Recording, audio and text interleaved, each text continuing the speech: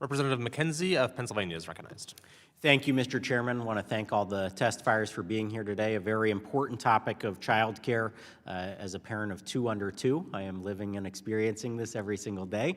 But families all across the country have been living with this for a long time. The challenge of finding affordable, quality childcare right in their local communities. And so it is something that I think we should be working on, and that's why on the first month in office, I introduced a package, the Working Families Tax Package. It included 4 components: expanding paid family and medical leave, trying to also increase the child tax credit, which we were able to successfully do in reconciliation and make it permanent and inflation adjusted. Also supporting an increase in the adoption tax credit and matching that for IVF. And then finally, doubling the child care tax credit to offset the cost of child care. And so thankfully we're focusing on that topic here today because we see that not only is access a challenge, but also affordability is maybe one of the biggest prohibiting factors for families from getting their child into a child care setting, and then allowing them to stay in the workforce if that's what they choose to do. We also saw that it was mentioned earlier about Head Start, the importance of Head Start in our local communities, something that I support. We saw the impact of the irresponsible Democrat government shutdown at the end of last year and its impact on Head Start programs in our local community. When Democrats chose to shut down the government, they were impacting local families by taking away those opportunities and taking those individuals out of the workforce. So that was very detrimental to our local community. Thankfully, we've moved past that, and hopefully we don't see that again. My question for Ms. Grover, a fellow Pennsylvanian. It's great to see you here today. You're just north of me in Mountaintop, I see. And so you mentioned in your testimony how reliable childcare, like what your company is invested in, not only reduces disruptions for keeping current employees from showing up to work, but in a manufacturing business, it also reduced safety risks. So can you help connect the dots between childcare, manufacturing safety, and business success?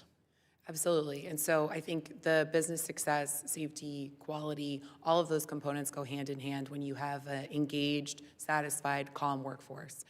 One of the things that we see consistently is that for our team members who have reliable childcare, who feel confident and comfortable that where their child is placed, they're going to be able to arrive at work on time, they're going to be able to have a successful shift, and that's in turn going to drive great results, both from a safety standpoint and from a material quality and delivery standpoint.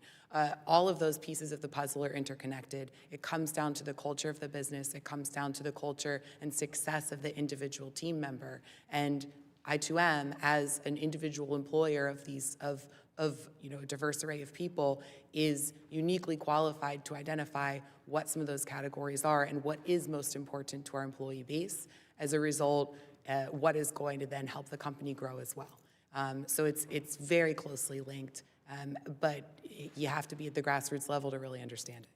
Well, thank you for that answer, and we appreciate what you're doing at your company. It's a great model that I think others can follow, so thank you again for that. Ms. Burke-Alfonso, would like to hear from you about what you think the biggest barriers are to preventing employers from expanding their on-site child care. Is it cost, regulation, workforce for child care, a combination of those things, but would love to hear your answer there. Thank you. I think it's a combination of things. It's never just one thing. I think it's the idea itself and really understanding the idea. I think it relates to space and what is the right solution for their population. I think cost comes into play, whether it's upfront cost or ongoing operational cost.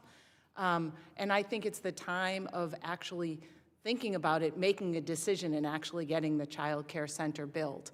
I also think educating employers and understanding the indemnification. Bright Horizons indemnifies employers, but I think when it comes to children and the health and safety of children and the risk of caring for children, making sure that employers understand what that is and who they partner with is really important for employers to get comfortable with.